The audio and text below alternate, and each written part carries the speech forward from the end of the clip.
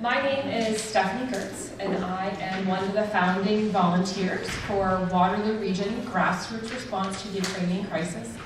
We started up over a year ago.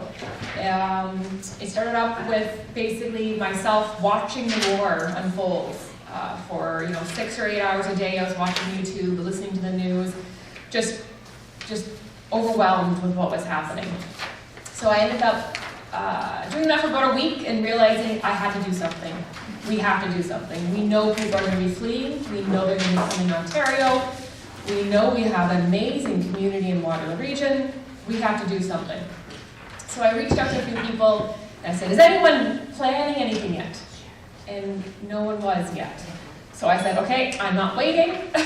So I created an online kind of questionnaire and a form on Friday night and said, hey, who can help with clothing, cooking meals, shelter, driving or transportation, anything like that? Who wants to organize and who wants to be a volunteer? And within that evening, we had over 15 people who had offered and said, I want to learn more, I want to help coordinate. We had our first meeting that weekend, and then the next Friday, we had an in-person and a virtual meeting with over 100 people. The following week, over 100 people. The following week, over 100 people. We did that for 6 weeks until I got too tired to do that anymore. But it's the passion of people in our community that really wanted to rally around this. Currently, we have over probably 800 volunteers within our community, and they're either hosts that are helping to support someone by offering them shelter in their home. Being a host means that you have a bed. You can provide access to a kitchen and a bathroom. It doesn't have to be their own bathroom. It can be any bathroom. Shared bathroom is fine. The room can be small. The room can be big. It doesn't matter, right? It's just offering shelter. And offering shelter to one person, and some families are offering shelter to 7 people. And it can be from short term. We're asking for a minimum of 2 or 3 months, or it can be long term. And really, sometimes these relationships that are being built between these people in need and the host families is so just overwhelmingly amazing. The connections they're building. Many people are saying, they're now my family. They don't need to move out because they're part of our life now. And we know we're doing so good. So we do have many volunteer roles within our organization. We have an intake team, which Ukrainians overseas. So we don't market. We don't hunt for Ukrainian newcomers or people fleeing the war. They find us by word of mouth, by Facebook, or by an aid worker. And then they complete our intake form. And then we work very closely with the Ukrainian community. And the Ukrainian community, is just fundamental to our group. Many of them are in our intake process. And that means they interview and talk with the Ukrainian families in need.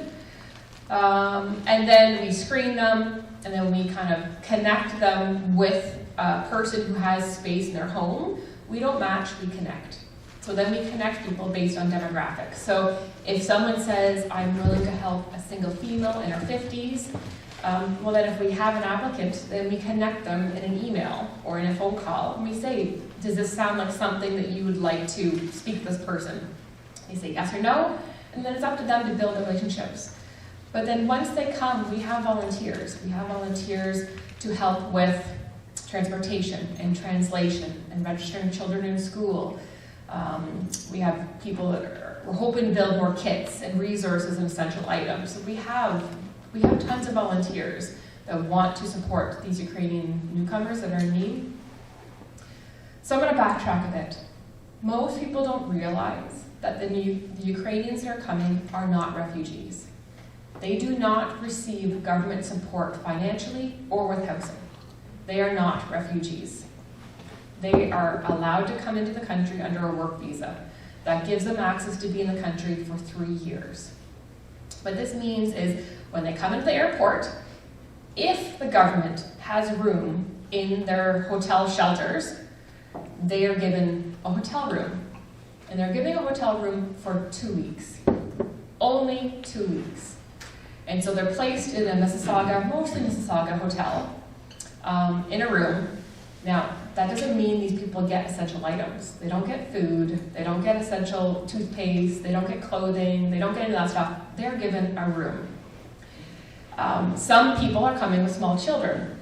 So can you imagine staying in a hotel room for 2 weeks as you're also struggling at the exact same time to find employment and someplace to live within those 2 weeks, trying to feed your children? How do you get to the grocery store? What? There's no cooking places in your hotel room. They might have a fridge. Most of the time they do have a fridge. But if you have no money, how are you getting to the grocery store? And you're going to cross your fingers if there's a walking distance, a grocery store within a walking distance. That doesn't always happen. Some settlement services are connecting Ukrainians with the food bank, but the food bank will come once during that week to drop off food for those families. Now, what if you come with a knapsack? No clothing, no toys, no, like, who's gonna lug toys around when you only have a small knapsack and with all your worldly essentials? So these hotels, people believe that, oh, the government's helping them. You have to take that with a grain of salt, that these hotel rooms really are not the best place for many people. And then you imagine trying to find employment.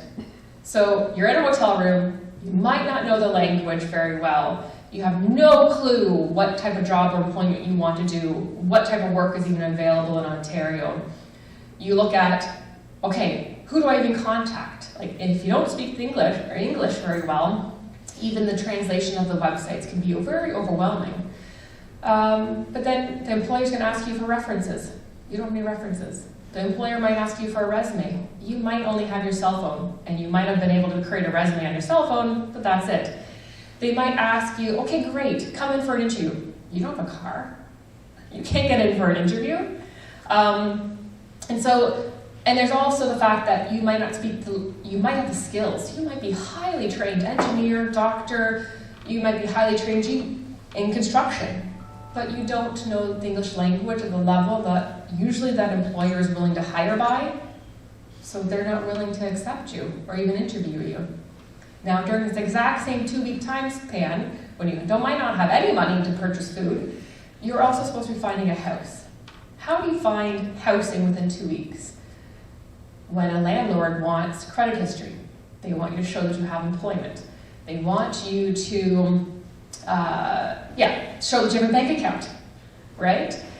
You might not know the language. You have to communicate to this landlord via email, which kind of looks a bit fishy. Fishy if you're only communicating, in Ukrainian on an email with the landlord that you want.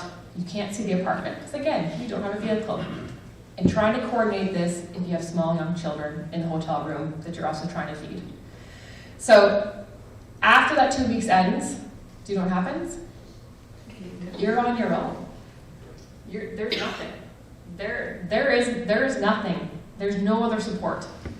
So sometimes the hotel rooms might extend by a day or 2 or 3. Sometimes, there's nothing really. So your options are to post on social media, on Facebook, Twitter, WhatsApp, and beg and plead for someone to open their door for them. It might mean that, so when they do come in the country, once they start a bank account, they can get a one-time $3,000 for an adult and a one-time $1,500 per child. That's what they're supposed to survive on. So if they don't have, after that 2 weeks, they can, pay for hotel rooms. But we all know how expensive hotel rooms are. And so a lot of people hoard that money because after that 2 weeks, some of them just fly home. Some of them fly back to Ukraine because there's no other options. What are you going to do? They didn't realize how hard it was. In Poland and other countries, they can land in Poland or in Czech Republic and they'll get massive amount of support still, even though they're overwhelmed with so many refugees. But they can find housing and employment within that 2 weeks. So Ukrainians are coming unprepared for the how hard it is to find employment and housing within these 2 weeks, especially in a car-dependent society where you can't walk to everything and find jobs and employment within a couple city blocks. So that's just realistically what these Ukrainian families are living through. And I just want to say, 2 weeks ago, a 60-year-old woman was sitting in a bus shelter. She lost her, she was on her last day of her hotel. It was 6:30 at night, actually. She had Facebook messaged me, and it went to my spam message, and it was 3:30 when she messaged me. I didn't see it till 6:30. And she was sitting in a bus shelter. She had nowhere else to go. She was considering going to the airport, to sleep at the airport. So, quickly got on the call, made some calls. We actually found a host for her. And then it took a bit longer to find a driver who could drive down. Eventually picked her up and was at an emergency host house at midnight that night. There was another family of 5, and the wife is actually pregnant now. Last Friday, they were at the settlement office. They had been sitting at the settlement office for 3.5 hours as a settlement worker was phoning around desperately trying to find anyone that could take a family of 5. It was mother, husband, and 2 children between the ages of 5 and 12. We were able, within a half an hour, to connect with our host volunteers, emergency host volunteers that could help them out for the weekend, and a driver to come down and pick them up. Yesterday, got emails, applications in from 2 single females, around 3:30, that they had lost their hotel at 11 o'clock that day, and they didn't know where else to go. So we ended up finding hosts for them yesterday and a driver, and they were in a location. But that's only because we have some hosts right now still able to, that we have these connections. So what I need from each of you is, I'm not asking you guys to become hosts. What I'm asking is, please talk to friends, families, neighbors, cousins, co-workers, anyone in your church, and say, do you have a spare room? Would you consider opening up your home for 1 month, 2 months, 6 months? We have Bill, one of our hosts. He's a senior. His wife passed away 3 years ago. And he has 3 extra rooms. He heard from a friend at church that, what they were doing, they were hosting. And he's like, yeah, I think I'll try that. He has a husband or wife and a 12-year-old boy in their home. He's like, I love it. We eat dinner every night together. We talk. I learn about their culture. It's just been such an amazing opportunity. And then we have other hosts this is a 3rd or 4th time hosting, and the opportunities for learning and advancing and feeling that you're giving and that you're feeling like you're supporting this family. And many of these people are highly educated, very ambitious, want to get out. They don't want to be with a host. This is not their life that they expected to have. Before the war started, they had homes, they had jobs, their kids were in school, everything was beautiful. And now, they have to be dependent or feel dependent on someone else in their home. And so many of them are eager. Once they get this help with housing and employment, they're out there. It's amazing, it's shocking how quickly people that can come with nothing to be given the opportunity to have a safe place to live and extra social support, how quickly they can get a bank account, find a job, start saving up money, potentially even get the driver's license, and rent a new place within a few months. It's unimaginable to think about some of the people in our communities that are doing that, how hard it is for us to find housing and employment. So I think one of the things we have is we have a massive amount of volunteers. What we need is organizers. We need people to coordinate. And so we're reaching out to churches to say, would you be willing, each church, to have 2 or 3 people from each of your churches join our team to create some consistency? Because the volunteers that are coming, they're coming with passion, they're coming with heart. It doesn't necessarily mean that they have the time or the resources or the mental space or the family time to dedicate as much time as it needs. And some of them are putting their life on hold, their jobs on hold, their children on hold. And they burn out. And so we have continuously volunteers going in and out of different roles so that just means there's a lot of overturn. The volunteers stay within our group, but they just shift to different functions. And so what we're asking for churches is, if you could have 1 or 2 or 3 volunteers that could be part of the housing team, or the marketing team, or the host check-in team, then that could offer some consistency within our organization, so that I'm not constantly training people as they shift around in their roles and within our group. So anyways, does anyone have any questions? Crickets, but still. Does anyone have a story they want to say? Does anyone, yes, go ahead. What's the government definition of refugee? I don't know what the definition is, but the refugees, it's a long process. So in the refugee process, I'm sure many of you guys know, is if you want to sponsor a refugee family, you need to have a group of 5 or 10 people within a church or the community. You need to raise somewhere, I think, between $35,000 to $60,000 for that. You then have to, if anyone knows any of this, put your hand up and you can talk about this more than me. And then you wait for the family to come, and it could be a year of preparation time for, and so because the Ukrainians are not refugees, they're coming under a work visa. So therefore they don't qualify for the refugees support. Why are they not refugees? Isn't it like Syrians? It's because of the urgency. So the Canadian government created this new QIT program, or work visa, just from what they believe, very quickly. They did it within a few months.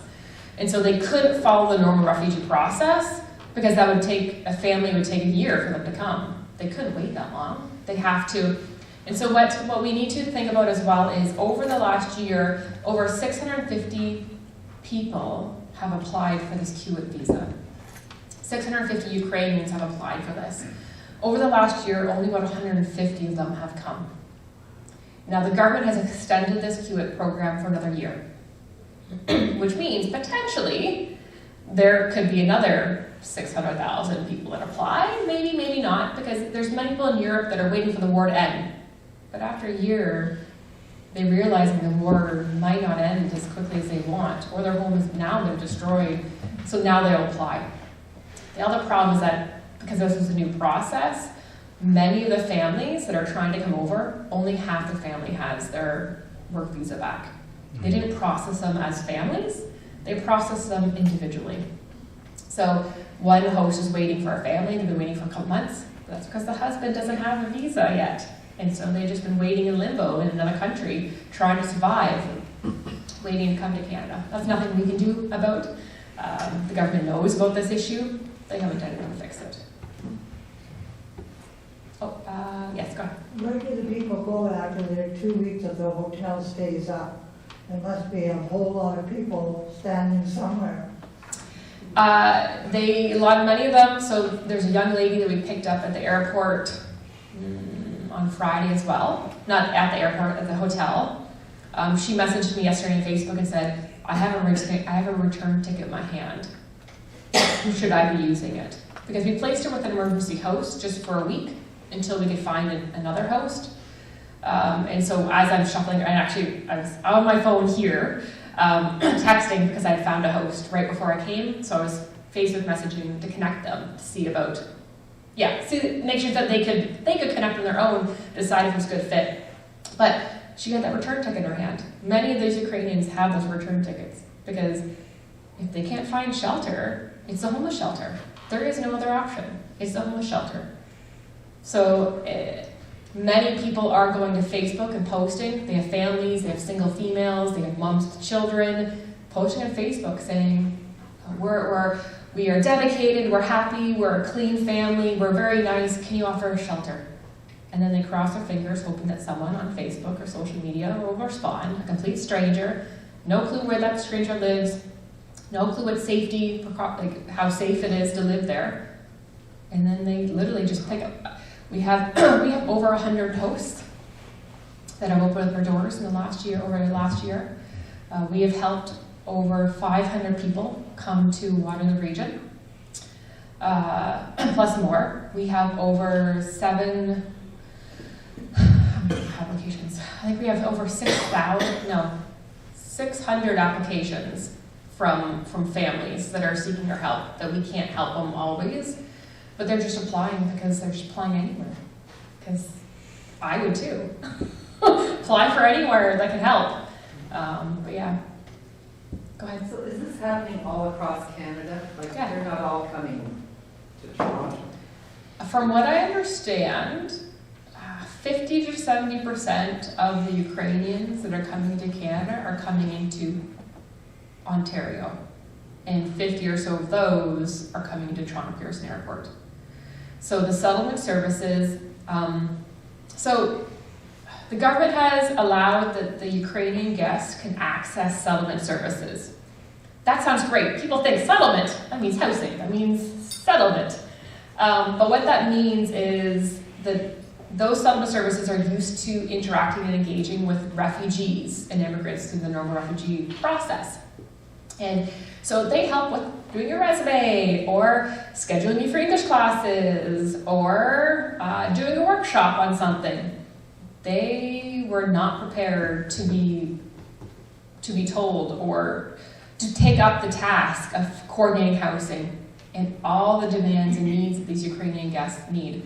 So the settlement services in the GTA are coordinating those hotels for the Ukrainians. But after that, they don't have the capacity, they don't have the knowledge, and they don't have the network of hosts to then provide the next step. So, sorry, I kind of sidetracked you. Oh, that's okay. So the ones that come into Toronto are mostly in hotels in Toronto or Mississauga?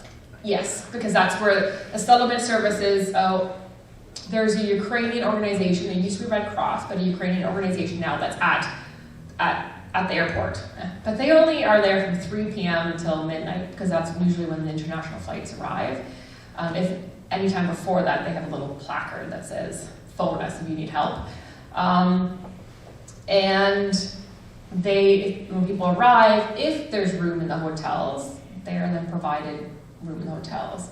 During March, when the program was going to be ending and everyone had no clue what was happening, and the government still hadn't made an announcement within a week of when the program was ending, and Ukrainians were flooding into Ontario thinking that the program was going to end because the government had not made a release statement.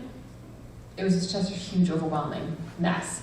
Singles and any couples were just being turned away, and they had to find their own shelter right at the airport. Currently, right now, the flood has slowed down a bit, and now it seems that anyone who comes in will get a hotel stay. But other than that, most of them are coming to Toronto, but once the 2 weeks is done, it's up to them. So how do they connect with you? Through the airport or? No, we are an entity on our own. So in most municipalities, the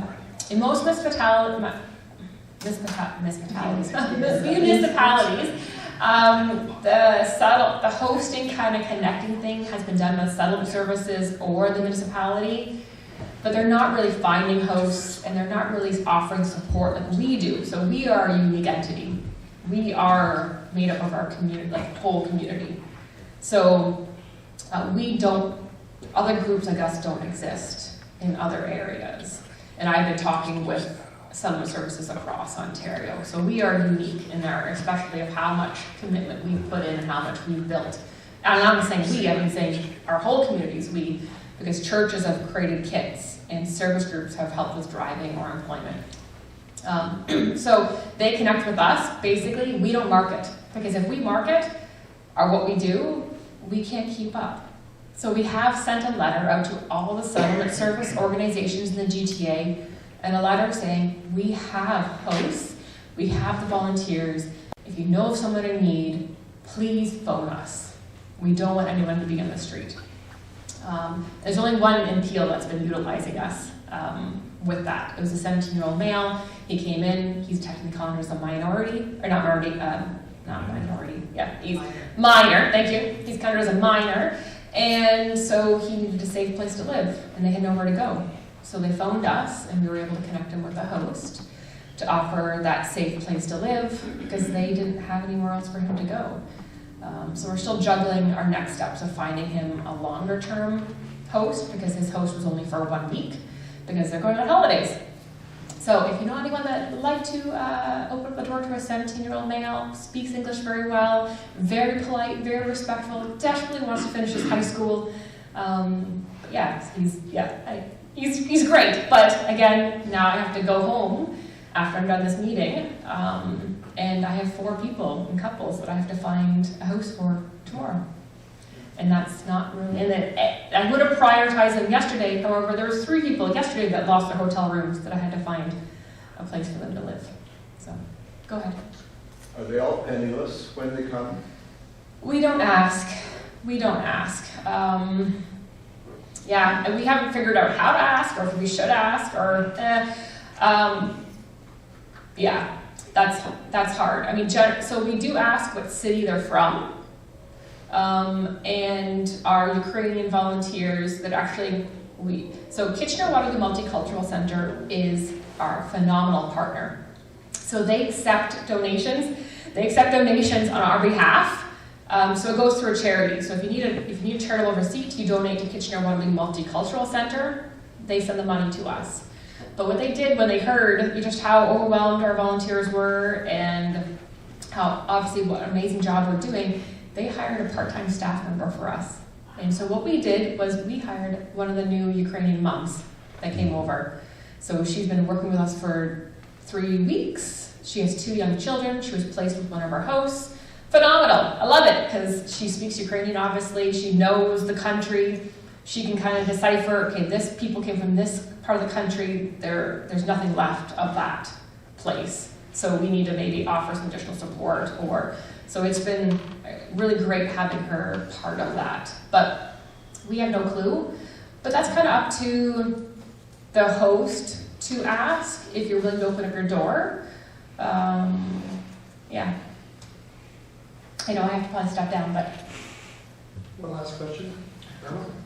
My niece and her husband took a couple in, and my understanding is they can only stay here, they only have, I don't know if it's a permit or what it's called, to stay here for so many. 3 years. Yeah. They have 3 years, but then during that time they can apply They for can permanent. apply, yeah. Yeah. But what I wanted to say was how eager this couple is to get on their feet and become independent. Yeah, they came here with nothing because they lost everything. Like their place was bombed and they came here with nothing, and they're very eager to work. Like she's going through for a doctor, and she is working as under a PSW, but she's working and she's full-time and she's so excited to be working. And then her husband he got a full-time job almost immediately. Like they want to work. They're not here to live off of us. They're here to be independent. But the hard part is finding housing. That's what my niece said. They had them she said, we have to have them, we're asked to keep them for 3 months. But she said, we're not gonna put them out on the street. We can't do that. Yeah. Well, sir, can I ask what your niece's name is? I don't know if I should say. Oh, last name? She's a part, Nyman. Okay. Okay. Yeah. Yeah. I know all the hosts. Yeah. Like connected that or what? Yeah, I don't know if I was supposed to say. No, but that's perfectly. That's exactly what a It's host. really exciting because I met this couple, and I mean, when I met the girl, it was a year ago June when I met the girl, and she could speak no English. And now she's gone online and she's flourishing and she wants to be a doctor, but she's working, she'll do whatever she can. Yeah. She got a job, she said, I'll clean if I have to, but I'll do That's it. what we have doctors, we have engineers, So we they are have. not lazy people. They are here to earn their way. They want to get on their feet. But it's been such a blessing to hear my niece talk about how, like, they love this couple. They're Yeah. very, very close. Absolutely. Yeah. Yeah, so it's So that goes back to also employment. Many of these people we all know word of mouth. We all know word of mouth is the best way to find employment. We have over 90 people that are desperately looking for employment right now. They're eager to work, they're willing to take any work. So if you feel you have connections in the community with people that you know you can hire, please reach out to us because we can connect you with someone who is in desperate need of work. Thank you very much, Stef, for that. Thank you. And let's give her a hand, shall we?